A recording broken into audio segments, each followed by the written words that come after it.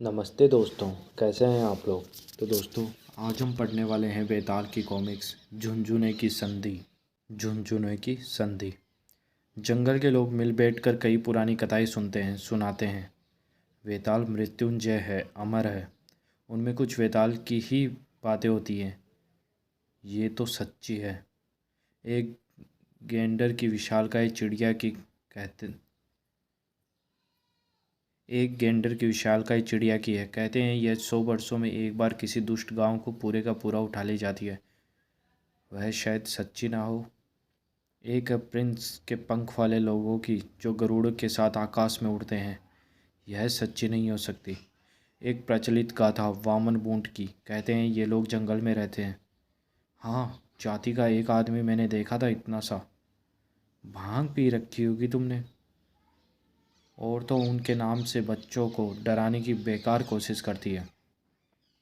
शरारत मत कर, नहीं तो बामन बूट उठा ले जाएंगे। बामन बूट होते ही नहीं। हर साल एक झुंझुने का आना जंगल की एक अजीब बात है। इस रहस्य से वैताल भी चक्कर में है। जैसा होता है आज के दिन झुंझुना उपस्थित है। हाँ, आज के दिन हर साल कहीं से मेरे सिंहासन पर बच्चों का खिलौना लकड़ी का एक झुंझुना आ जाता है। जब से मैं वैताल हूँ यह झुंझुना बराबर आ रहा है। मैंने तो यह रहस्य खोलने का विचार ही छोड़ दिया है। जब मैं बच्चा था तब मेरे पिता वेताल को हर वर्ष ऐसा झुंझुना मिला करता था। जब मेरे पिता वेताल थे तब, और उनसे पहले उनके पिता के समय में भी ऐसा होता था। इसका रहस्य उन्हें भी ज्ञात नहीं था। मेरे पुरखों ने पता लगाने की बहुत कोशिश की थी। रात रात भर सिंहासन की निगरानी की, पैरों के निशान पकड़ने के लिए पाउडर छिड़का। फिर भी झुंझुना आज के दिन आता ही रहा।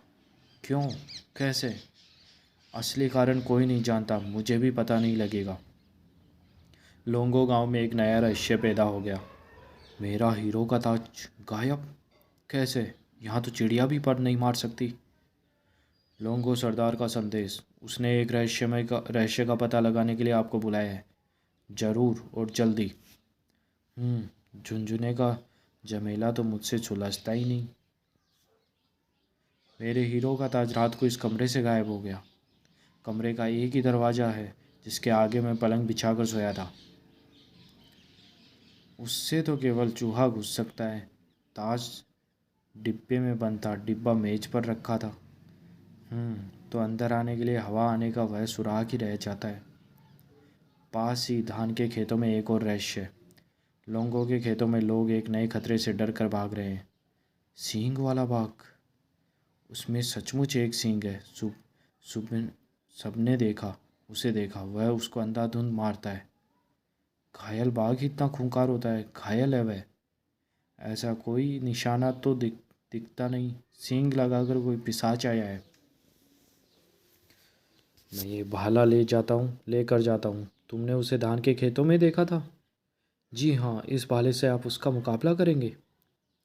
एक साथ इतने सारे रहस्य, झुंझुना, ताज की चोरी, सींग वाला बांध, सबकी जड़ शायद एक ही हो। गजब है, यह उस बाघ की करतूत है। घायल पशु इतना भयानक हो सकता है? घायल नहीं है, सींगधारी पिशाच।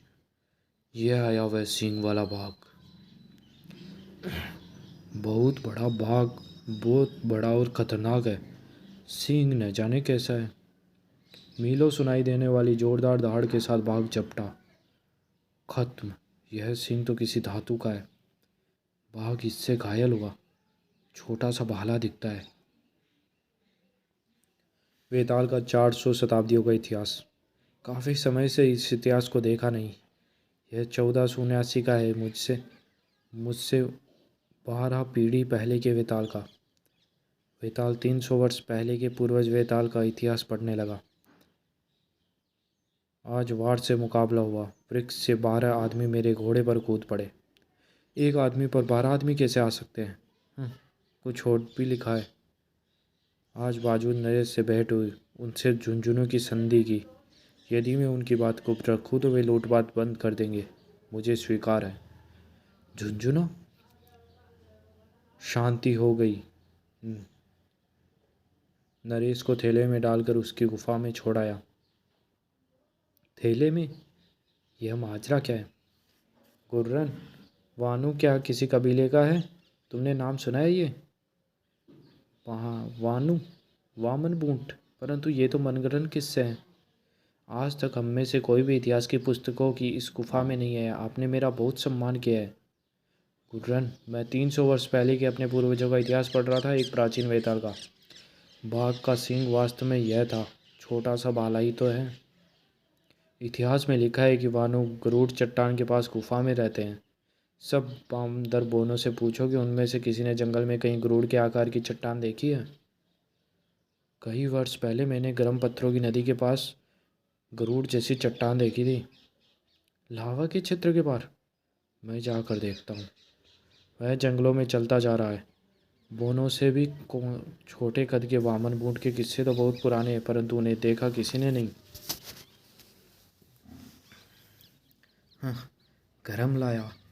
उसने गरुड़ चट्टान इनके पार बताई थी, लेकिन पार जाऊं कैसे? वेताल गरुड़ चट्टान खोज रहा है। गरम लावा को पार करने का मार्ग उन पत्थरों पर हो सकता है। देखना चाहिए। शेरा, तू यही तूफान के पास ठहर। स्थिति कठिन है। पहला कदम। शेरा, मैंने तुझे वहीं ठहरने को कहा था। आ ही गया है तो चल साथ, संभल कर। देखा, गरम है, इसमें फिसल मत पड़ना। अकेले जाना ही मुश्किल था, शेरा के आ जाने से मुश्किल और बढ़ गई है। आ गए पार। शेरा, अब तो मैं खुश हूँ कि तू साथ आ गया। अनजानी जगह है, न जाने कौन सी मुसीबत आ पड़े। शेरा भौंका तो वेताल एकदम झुक गया। कोई चीज़ ऊपर से निकल गई। तेरे भौंकने ने बचाया शेरा। तेरे भौंकते ही मैं बचाव करता हूँ। यह क्या? धातु का छोटा सा भाला या तीर, वैसा ही जैसा उस बाघ का सींग। यह भाला आया कहाँ से? देख शेरा, गरुड़ गरुड़ के आकार की चट्टान, यही स्थान है। मेरे 300 वर्ष के पूर्वज वेताल ने लिखा था, गरुड़ चट्टान पर वा वानु के साथ झुंझुने की संधि की। गुफा वह रही, यही होगी। कदाचित अब मुझे सारा भेद मालूम हो जाएगा। गरुड़ चट्टान के तल में गुफा तो यही है, परंतु बहुत छोटी है। शायद शेर उसमें किसी तरह घुस सकता है। अजीब चक्कर है। धातु का यह छोटा सा अस्त्र मुझ पर आसमान से आया है, न जाने कैसा आया। अब क्या करे शेरा? और तब एक बाज आसमान की ओर से तेजी के साथ झपटा, उस पर सवार। शेरा, तूने भी देखा? इतना छोटा सा आदमी बाज पर सवार। उसने मुझ पर तीर चलाया। अर्थात सब बातें सच्ची है। मैंने वामन बूट को खोज लिया है। धरती और आकाश से एक साथ आक्रमण हुआ। वेताल संभल न सका और गिर पड़ा। वेताल आकस्मिक आक्रमण को झेल न सका। वामन बूट उस पर शहद की मक्खियों की तरह छा गए। क्या मुसीबत! शेरा पर भी हमला हुआ। बहुत उछल कूद की उसने, लेकिन वामन बूट से छुटकारा नहीं मिला। वेताल छोटे छोटे भालों के वार झेलता हुआ वापस खड़ा हुआ। सुइयों जैसे चुभते हैं ये भाले। चक्कर आ रहे हैं। भालों की नोक किसी जहर से बुझी हुई है। शेरा भी लड़खड़ा कर गिर पड़ा। वामन बोनो ने बेहोश वेताल को उठाकर गाड़ी पर डाल दिया। शेरा भी भालों के जहर के असर से बेहोश हो गया। उसे भी उठा लिया। गाड़ी को खींचकर गरुड़ चट्टान के नीचे वाली गुफा ले गए। धरती के अंदर वामन बोनो का पूरा नगर बसा हुआ था। अब तक मनुष्य के आकार प्रकार वाले केवल व्यक्ति ने यह नगर देखा था। महाराज को सूचना दो कि हम एक विशाल प्राणी को पकड़ कर लाए हैं। यह गुफा के निकट आ गया था।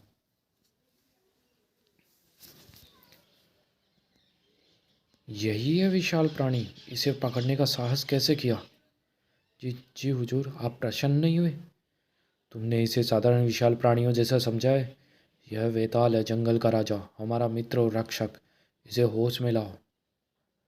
भालू के विष का प्रभाव उतरने की गरम गरम औषधियाँ मंगवाई गई।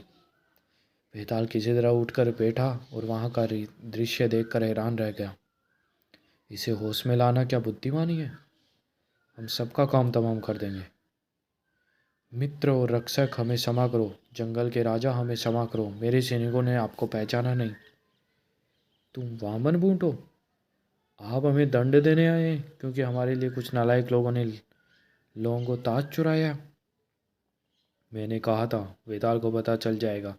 हमने झुंझुने की संधि में वचन दिया था कि कभी चोरी नहीं करेंगे। यह मामला क्या है? याद आया, लोंगो सरदार का ताज गुम हुआ है। झुंझुने की संधि। अब कदाचित सारा भेद मुझे ज्ञात हो जाएगा। आपको याद होगा महाबली वेताल की सैकड़ों वर्ष पूर्व हमारे लोग बहुत बुरे थे। विशाल प्राणी जब सोते रहते थे तब हम उनके यहाँ चोरियाँ करते थे। हम बुरे बुरे काम करते थे, उनके जानवर भगा देते थे, झोंपड़ियाँ जला देते थे। विशाल प्राणी हमारा कुछ नहीं बिगाड़ पाते क्योंकि हम उन्हें दिखाई नहीं देते थे। वे भूत प्रेत को दोष देते थे। उस जगत को हमारा पता ही नहीं था। पहले पहले तुम्ही को हमारा पता मिला। इसका मतलब है सदियों पहले ही मेरे पूर्वज को ये लोग मुझे भी वेताल समझते हैं। 4 शताब्दियाँ हुई हमने आपसे लड़ाई की, परंतु हार गए। आपने हमारे राजा को पकड़ लिया। आप उन्हें अपने यहाँ ले गए। अपनी ये हरकत बंद करो, नहीं तो जंगल के विशाल प्राणियों को मैं तुम्हारा हाल बता दूंगा। वे तुम्हारा सर्वनाश कर देंगे। वामन ऊँटों की गुफा में 400 वर्ष पहले आपने हमारे साथ संधि की, झुंझुने की संधि। इसका मतलब है मेरे पूर्वज ने की। मुझे याद है। आगे कहो।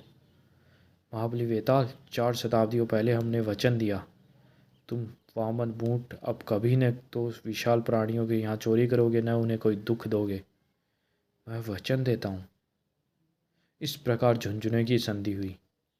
हमें कोई प्रतीक चाहिए। यह झुंझुने काम देगा, पर अडिग रहने के प्रमाण के रूप में तुम प्रतिवर्ष आज के दिन एक झुंझुना मेरे यहाँ पहुँचाना। अवश्य। तब आपने मैं हमारे राजा को अपने बेल थैले में डालकर वहाँ यहाँ पहुँचा दिया। देखो, सारी बात इन दीवारों पर चित्रों में अंकित है, वैसे की वैसी 400 वर्ष पहले हुई थी।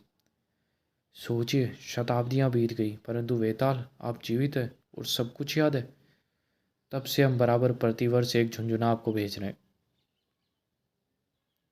हम वेताल पीढ़ियों से झुंझुने के रहस्य भूले हुए हैरान थे। यह क्यों और कहाँ से आता है, अब मुझे मालूम हुआ।